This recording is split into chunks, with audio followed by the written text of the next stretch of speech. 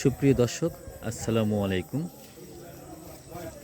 আমার ইউটিউব চ্যানেলের পক্ষ থেকে, তেপান্তরের আলোর পক্ষ থেকে অভিনন্দন ও শুভেচ্ছা।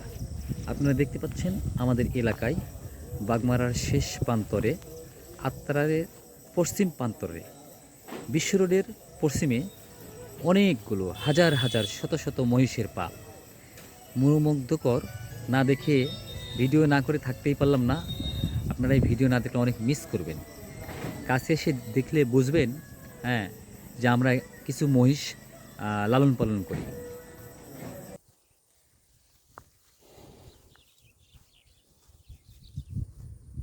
কিভাবে দাঁড়িয়ে আছে, কত সুন্দরভাবে।